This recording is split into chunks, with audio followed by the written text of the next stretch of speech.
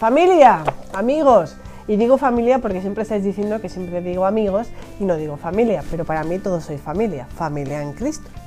Pues que tenemos otra videoconferencia de estas tan estupendas. Y hoy encima doblada, porque claro, una que sabe inglés hasta más o menos ya sabéis cómo, pues eso. Que tenemos hoy con nosotros a Mario Joseph.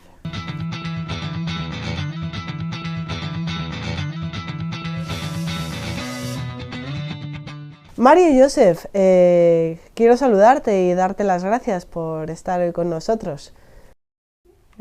De nada, que Dios les bendiga. Vamos a entrar un poco en materia. ¿Cómo fue tu infancia? ¿De dónde eres? ¿Cómo es tu familia? Cuéntanos un poco de ti. Mis bisabuelos son de Turquía, pero se trasladaron al sur de la India, en el sur, en Kerala, en una localidad que se llama Wayanad, bonita región montañosa. Somos 6 hijos en casa, yo soy el tercero. Cuando mi madre estaba embarazada de mí, tuvo una infección intrauterina. Los doctores decían que moriría en el útero. Los médicos aconsejaron a mi madre que abortara a su hijo. Pero ella es una gran devota de Alá, Dios, y por eso no aceptó el consejo de los médicos. Ella rezó a Alá diciendo: Alá, la vida es tuya. Por eso sé que tú puedes dar vida. Si tú le das la vida a este niño, yo te lo entregaré. Este fue su ofrecimiento o entrega. Y milagrosamente, yo nací, aunque todos pensaban que moriría. Como yo había sido ofrecido a Dios, mis padres no me mandaron al colegio. Por eso mi infancia fue muy mala, porque cuando mis hermanos, hermanas y vecinos iban al colegio, yo no tenía la libertad de ir, porque yo pertenecía a Dios. A la edad de 8 años me mandaron a un colegio musulmán árabe para hacerme musulmán maulana. Hasta los 8 años, si me preguntas, no me acuerdo de todo, pero sí me acuerdo de algo entre los 5 y los 8. Así que mi niñez no fui muy feliz porque habían decidido contra mi deseo. A mí no me habían preguntado si estaba preparado para ser de Dios. Nada de eso. Ellos mismos me ofrecieron y dijeron: tú eres de Dios. Antes de los 18 llegaste a ser imán, ¿no? Sí, sí. ¿Y cómo fue este proceso? Pues para nosotros, para hacerte musulmán maulana, tienes que estudiar filosofía y teología. De filosofía tienes 5 años, o casi. En estos 5 años estudias metafísica, epistemología, lógica, los clásicos, etc. Y también la lengua árabe. Y en segundo se estudia teología. Teología comprende primero Moktefer y después Motowel. En Motowel vas a estudiar teología, teología moral, teología coránica, sharia, derecho y demás.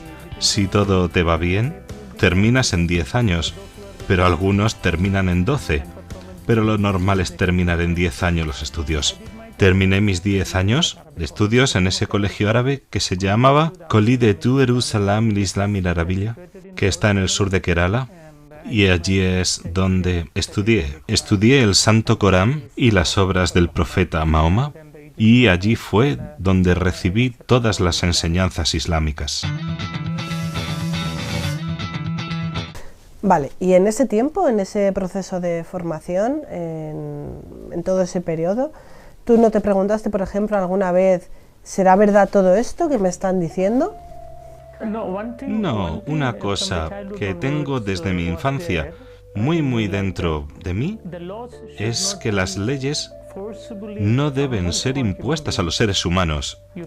Debe haber libertad. Si quieres hacer algo y es bueno, será bueno para ti, pero si algo es malo, será malo para ti. Eso lo puedes decir, pero si tú no sabes eso, no tienes por qué ser castigado. Pero en el Islam, por ejemplo, mi papá me decía, Nana, y si yo no respondía Nahma, me pegaban.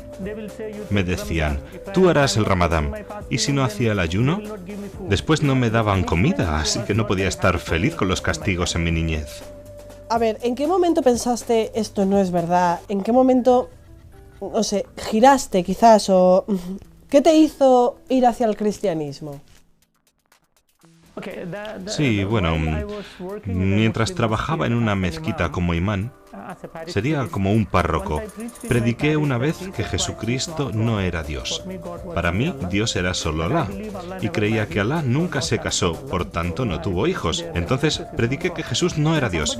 Y alguien de la asamblea me preguntó, ¿quién es Jesús? Quizás un musulmán, pero me preguntó quién era Jesús. Yo predicaba no es Dios, pero la pregunta es ¿quién es? Para enterarme bien de quién era, leí de nuevo el Corán entero, 114 capítulos, 6.666 palabras. Cuando lo leí, encontré el nombre del profeta Mahoma 4 veces, pero el nombre de Jesús lo encontré 25 veces. Eso ya me confundía. ¿Por qué da el Corán más referencia a Jesús que a Mahoma? Y la segunda cosa era que no veía el nombre de ninguna mujer en el Corán, ni el de la madre de Mahoma, ni su esposa ni hijas. No, ninguno. En el Corán el único nombre de mujer que sale es el de Mariam, la madre de Jesús. Y en el Santo Corán, el capítulo 3 se titula La familia de Mariam. Y el capítulo 19 del Santo Corán se titula Mariam. Un capítulo sobre Mariam, y yo tenía curiosidad por saber por qué decía el Corán todas esas cosas. El Santo Corán dice en el capítulo 3, versículos 34 y siguientes, que María nació sin pecado original, que nunca cometió ningún pecado en toda su vida, que fue siempre virgen. En el capítulo 5, versículo 23, dice que fue al cielo con su cuerpo físico. La Asunción está en el Corán. Y después de Jesús, cuando leí el capítulo 3, versículo 45-55, el Corán declara 10 cosas de Jesús. Primero el Corán dice Kalimatala, la palabra árabe para palabra de Dios. Y la segunda cosa es Rojallah, que significa Espíritu de Dios. La tercera es Ital-Mashik, que significa Jesucristo. Entonces, el nombre que el Corán da a Jesús es Palabra de Dios, Espíritu de Dios, Jesucristo. Y después el Corán dice que Jesús habló cuando era muy pequeño, como unos 2 días de su nacimiento. Empezó a hablar. El Corán dice que Jesús creó un pájaro vivo de barro. Cogió barro, formó un pájaro, le sopló aliento y vivió. Y pensé, él puede dar vida. Dio vida al barro, al lodo. Y el Corán dice que Jesús curó a un hombre que nació ciego y a otro que tenía lepra. Curiosamente, el Corán dice que Jesús resucitó a los muertos y fue al cielo. Está vivo todavía y vendrá de nuevo. Cuando leí todo eso en el Corán, empecé a pensar en lo que el Corán dice de Mahoma. Según el Corán, el profeta Mahoma no es la palabra de Dios, no es el Espíritu de Dios, no habló con 2 días, nunca creó a un pájaro del barro, nunca curó a un enfermo, nunca resucitó a un muerto, él mismo murió, y según el Islam no está vivo y no volverá. ¿Hay tantas diferencias entre estos 2 profetas? Claro, yo no decía que Jesús era Dios, pero pensé, es un profeta, pero es un profeta mayor que Mahoma. Así que un día fui al Instituto Árabe donde estuve 10 años y le pregunté al profesor, ¿cómo creó Dios al universo? Y él dijo, Dios creó el universo a través de la palabra. A través de la palabra. Y mi pregunta siguiente fue, ¿la palabra es creador o creación?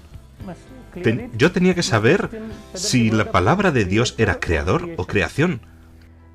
El Corán dice que Jesús es la palabra de Dios. Si mi profesor decía que la palabra de Dios es creador, significaba que Jesús es creador, y en ese caso los musulmanes deben hacerse cristianos. Pero si el profesor decía que la palabra es creación, yo estaba atrapado. ¿Sabes por qué? Él había dicho que todo fue creado a través de la palabra. Si la palabra es creación, ¿cómo la palabra pudo crearla la palabra? Madre mía. Entonces, no podía decir que la palabra es creador y tampoco que la palabra es creación. Así que se enfadó, me empujó fuera del aula y dijo, la palabra no es creador ni creación, lárgate. Pero vamos a ver, si tú lo tienes tan claro, ¿por qué todos los musulmanes no son cristianos? ¿Por qué no aceptan esto? Ellos dicen que la palabra es creación. Para demostrarlo dicen que la palabra no es el creador, ni tampoco es creación. Pero no es Dios, no es Dios, no es creador, no es creación, no es Dios, pero tampoco es creación, así que no creen que la palabra sea Dios. Ese es el problema. Cuando me dijo eso mi profesor, yo respondí, la palabra no es el creador ni la creación, pero los cristianos dicen que la palabra es el Hijo de Dios. Él me dijo, si Dios tiene un hijo, muéstrame su esposa. Sin esposa no puede tener un hijo. ¿Cómo es eso?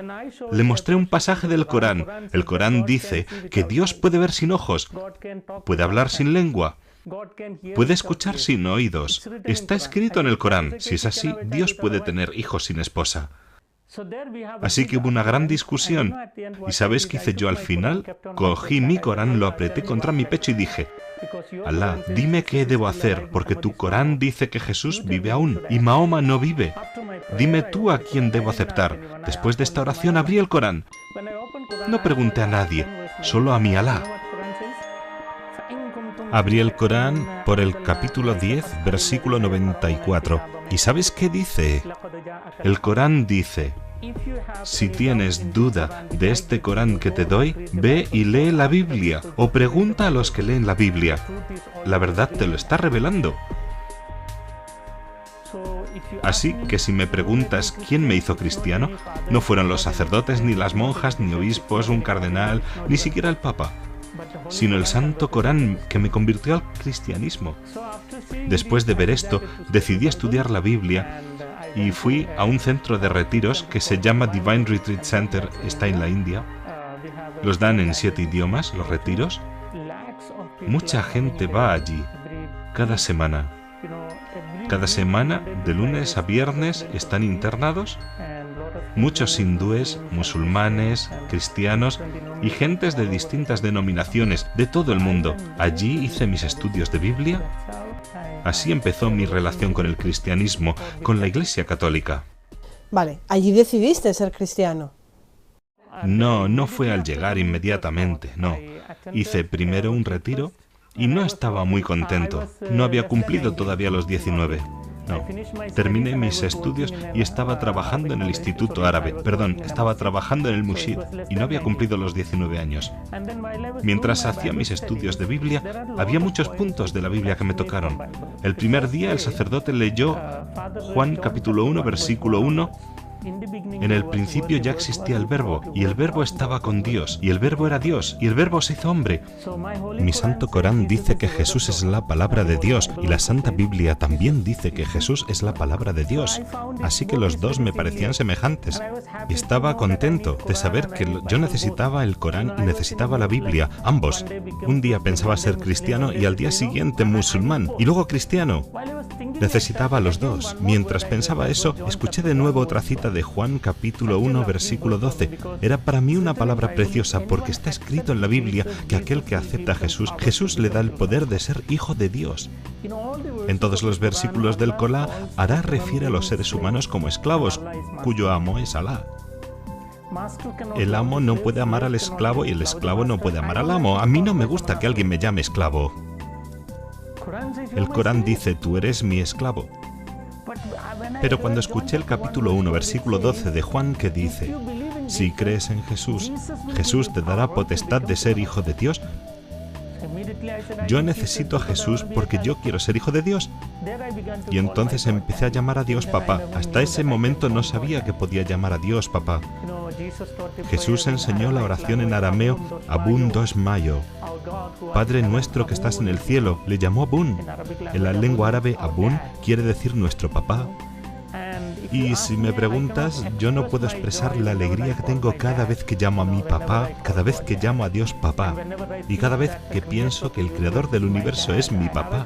Me entra una alegría que no puedo expresar. Va más allá de... Es una experiencia que no puedo explicar.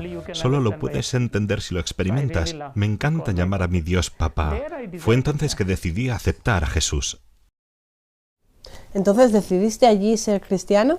¿Y se lo contaste a tu familia? No. Me quedé en el centro de retiros como muchos otros y decidí hacerme cristiano entonces. Para entonces ya habían notado mi ausencia en casa. Mis padres pensaban que estaba en Masjid y la gente de Masjid pensaba que estaba en casa. Cuando se pusieron en contacto unos y otros entendieron que no estaban ni en Masjid ni en casa. Así que me buscaron por todas partes, pusieron un anuncio en varios periódicos y en la televisión y por fin me encontraron en un centro de retiros católico. Y cuando mi padre se presentó allí, la verdad que fue horrible. Me dio una paliza tremenda, me sangraba la nariz, perdí el conocimiento y me llevó a casa. No sé cómo me llevó a casa porque estaba inconsciente, pero consiguió llevarme. Cuando recobré el conocimiento estaba en una habitación pequeña, sin ropa, estaba completamente desnudo y mis manos y mis pies estaban atados fuertemente con cadenas. Ni siquiera podía hablar porque me habían echado chile en polvo en la boca, en los ojos, en la nariz. Y en cada herida que encontraron en mi cuerpo también habían echado allí, para que me quemase. Tenían que pegarme de esa manera, porque está escrito en el Corán más de 18 veces. Hay que luchar contra los no creyentes. Y está escrito en algunos pasajes del Corán que hay que matar a todo aquel que rechaza el Islam. Mi padre estaba obedeciendo la ley. Quería hacer algo. Durante algunos días no me dieron ni agua ni comida. Estaba totalmente seco. Me lamía los labios, intentaba lamer algo de sangre para mojarme la garganta.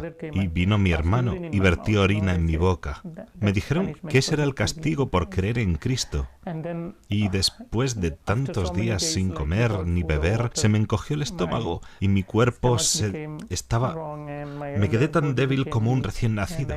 Finalmente perdí hasta la memoria. No podía pensar por falta de comida ni agua y seguía así como un muerto. No sé cuántos días estuve en esa habitación, pero más de 20. Un día vino mi padre, me quitó las cadenas mientras dormía. Me agarró del cuello muy fuerte para averiguar si estaba vivo. Me agarró con tanta fuerza que no podía ni respirar. Cuando abrí los ojos vi un gran cuchillo que tenía en la mano. Mi padre me dijo, es tu última oportunidad, no hay esperanza. Si eliges a Alá, te dejaré con vida. Si eliges a Jesús, te mataré. Recordé que cuando yo estaba en el vientre de mi madre todos decían que iba a morir, pero por el amor que me tenían, rezaron y me alcanzaron la vida con sus oraciones. Y ahora me querían matar. No sé, conocía bien a mi padre, sabía que me mataría. Cuando supe que eran mis últimos momentos de vida, pensé, Jesús murió y después volvió a la vida. Si yo creo en Jesús y muero, yo también recobraré la vida. Una alegría me entró, es mejor morir con Jesús. Cuando lo decidí, de repente cayó en mi frente algo, como un rayo de luna. Sentí caer algo encima de mi cabeza, un tipo de, no sé, carga eléctrica, y algo corrió por mis venas. Me entró una energía, no sé de dónde, que fluyó por todo mi cuerpo y no me podía controlar por la cantidad de energía en mis huesos. Aparté la mano de mi padre y grité, ¡Jesús! En el momento que grité, mi padre se cayó al suelo. Cuando cayó al suelo con el cuchillo que llevaba en la mano, tenía una gran herida en su pecho. Y estaba sangrando. Salía espuma de su boca y gritaba. Todos los que se encontraban en la habitación estaban en shock. Mis hermanos y mi madre junto con mis hermanas no sabían qué estaba pasando. Pensaron que mi padre ya había muerto. Le sacaron de la habitación y le llevaron al hospital. Cuando le llevaron, se olvidaron de cerrar la puerta con llave desde fuera. Me llenó una energía tal que no puedo explicar porque estaba muy débil.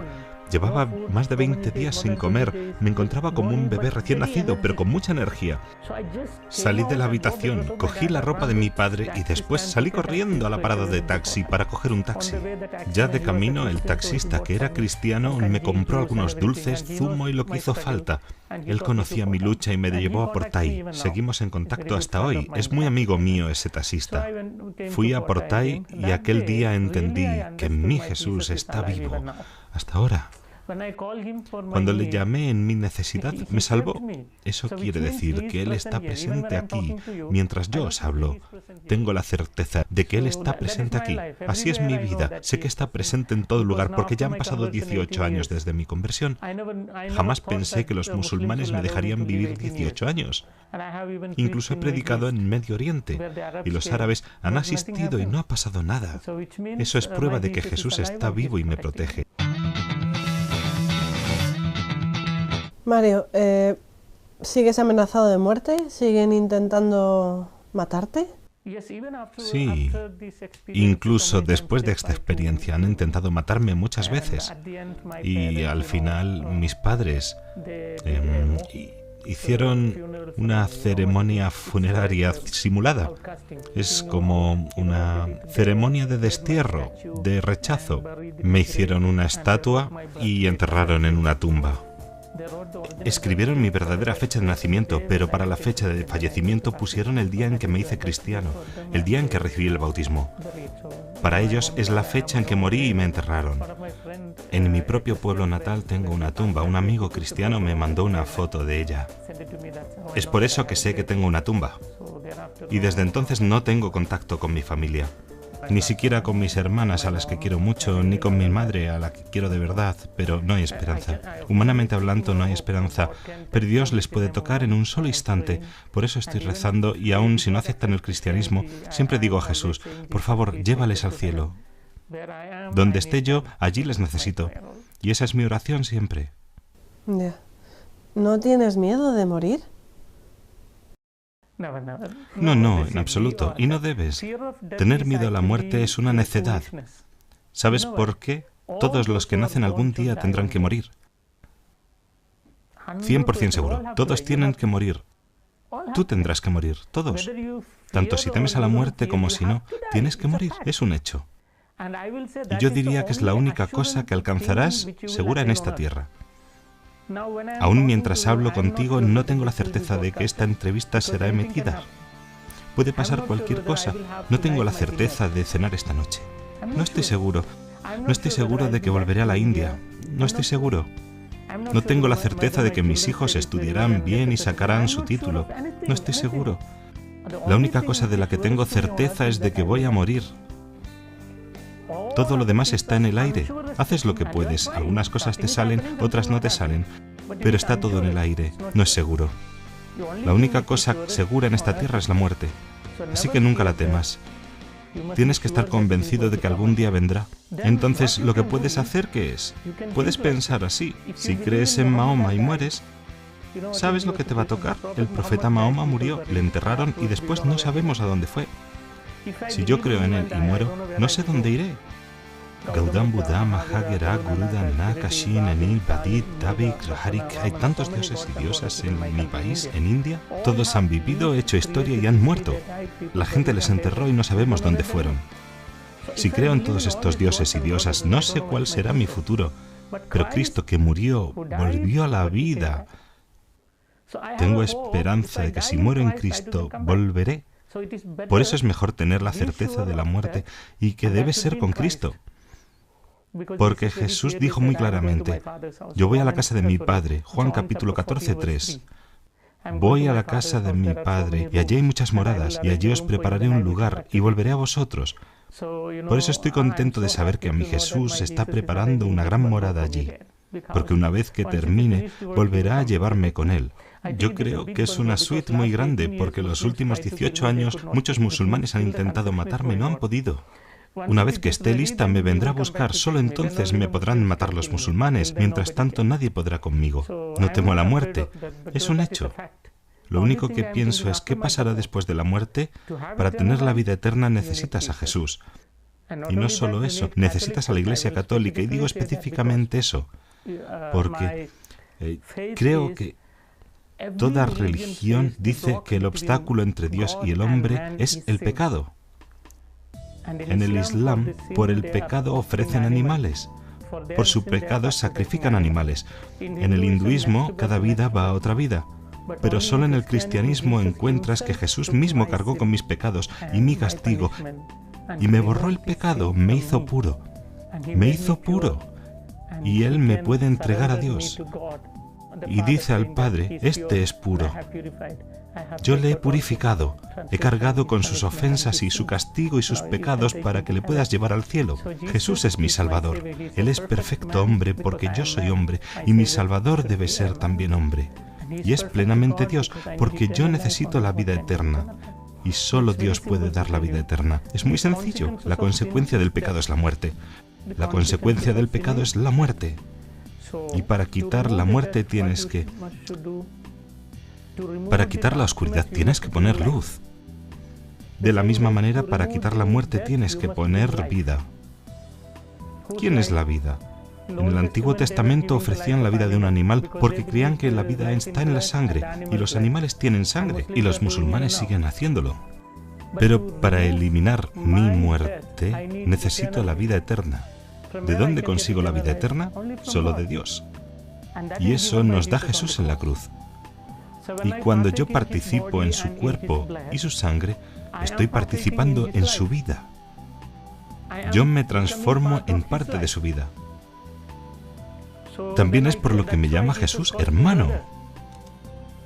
Y Jesús y yo llamamos al Padre Papá.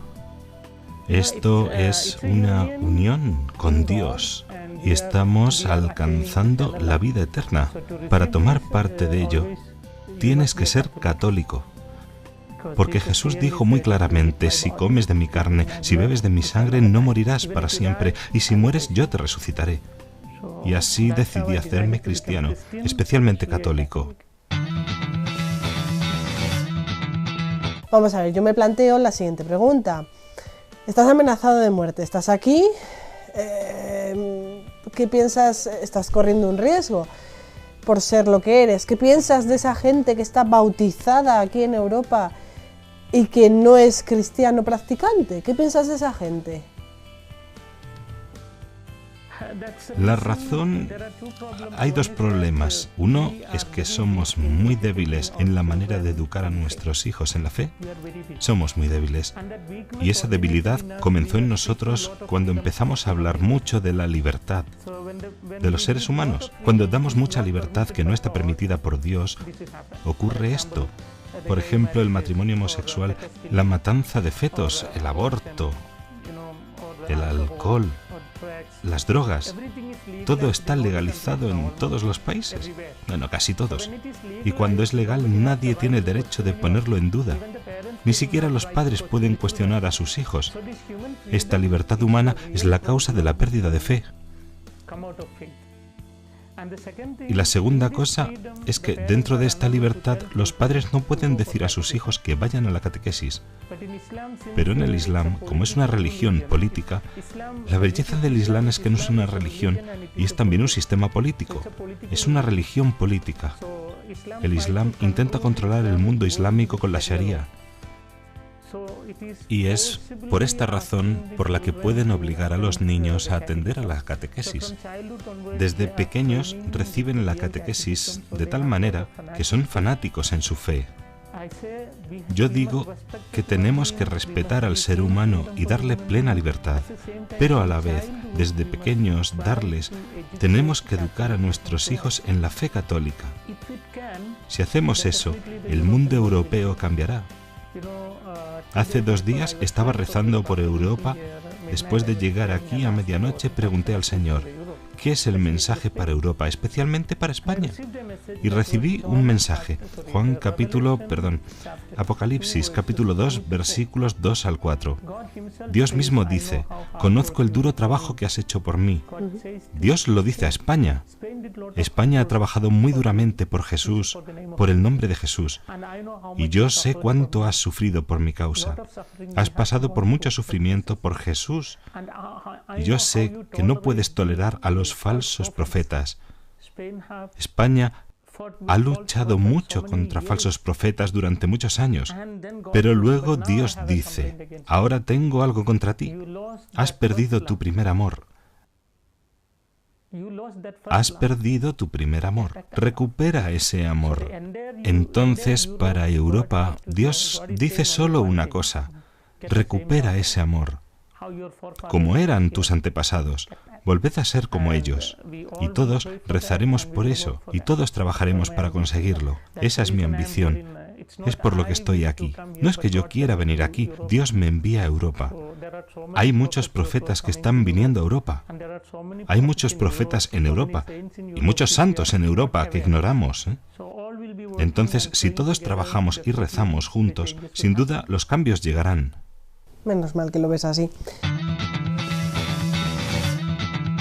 Cuéntanos, ¿a qué te dedicas ahora? ¿Qué clase de apostolado haces? ¿A qué dedicas tu tiempo? En la casa de retiros donde vivo, que es un centro católico, tenemos retiros en lenguas locales: Malayalam, Tamil, Bengalí, Canarés, Konkani, Hindi e inglés. Doy charlas todos los días en estos idiomas. Estoy ocupado todos los días, es decir, de lunes a viernes estoy ocupado predicando la palabra de Dios y doy testimonio a miles de personas. Aparte de eso, cuando Dios me envía a otros países o a otras partes de la India, viajo un poco más y así es mi vida actual, servir al Señor. Antes hiciste referencia a la Virgen. ¿Cómo es tu relación con ella desde que eres cristiano? ¿Cómo te relacionas? ¿Qué piensas de la figura de la Virgen? ¿La tienes como madre, quizás? ¿Con nuestra Madre María? Ah, sí, es una pregunta muy bonita. Una vez, cuando era muy pequeño, tuve una infección en los dedos del pie y mi madre me llevó al hospital. El nombre del hospital es Fátima y Fátima es el nombre de la hija de Mahoma. Pero había muchas hermanas y padres católicos. Y pregunté a mi madre: mamá, Fátima es un nombre nuestro, ¿no? ¿Por qué lo tienen los cristianos? Mi madre me explicó lo de Fátima, Fátima de Portugal, y cómo nuestra madre se apareció allí. Y ella me explicó un poco de María. Así desde mi niñez oí hablar de María. Siempre hubo en mí un cariño, un amor hacia María. Luego, cuando leí el Corán, vi que todo lo que me había dicho mi madre era verdad. Y más tarde, cuando llegué a la Iglesia Católica, mi fe se hizo más profunda. Y como quiero a la Virgen, durante la preparación para mi bautismo, mi padre espiritual me preguntó: ¿qué nombre prefieres? Mi nombre en Islam es Soleimán.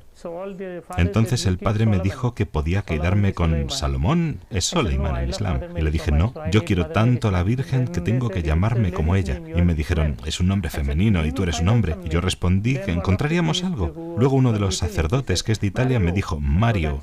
Y así recibí el nombre de Mario, un nombre italiano, porque quiero a la Virgen. Y luego mi segundo nombre, porque me preguntaron cuál iba a ser, yo pensé: si ya tengo el nombre de María, tendrá que ser José. Así que me llamo Mario José. Me encanta. Siempre pido la intercesión de María. Sé que me protege donde quiera que vaya. Siempre que voy al mundo musulmán y cuando viajo, yo sé que me protege muchísimo. Como dice Juan Pablo II, la Virgen protege mucho a sus hijos. Esa es mi experiencia. Bueno, Mario José, para ir terminando, ¿qué le dirías a la gente que está viendo y escuchando ahora mismo el programa? ¿Qué le dirías? Lo mismo que he dicho antes. Cuando estaba rezando por el pueblo español, recibí el mensaje de la Biblia, del Apocalipsis, capítulo 2, versículos 2, 3, 4. Volveos al amor que teníais antes. Amor a la Iglesia, a la cruz, al cielo. Hay que volver a ello. Eso es lo que diría.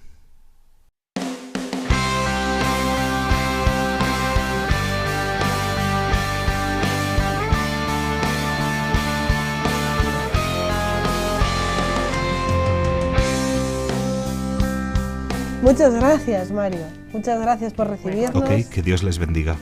Gracias, igualmente. Muchas gracias por recibirnos, muchas gracias por estar ahí, por darnos tu testimonio, por recordarnos, amigos, familia, que hay que llamar al Padre papá. Me ha gustado muchísimo el papá, al Padre. Que el único alimento o el alimento que realmente llena al cristiano es la Eucaristía, el Señor. Es un testimonio impresionante, nos ha dejado a todos por aquí helados, es impresionante. A veces es importante, no sé, dejarse llevar, pero dar la vida por Jesucristo como la da Mario José. Amigos, sed valientes, siempre lo digo, pero sed valientes. ¿Veis? Esa valentía tiene recompensa, tiene el Señor. Nos vemos en la próxima estación.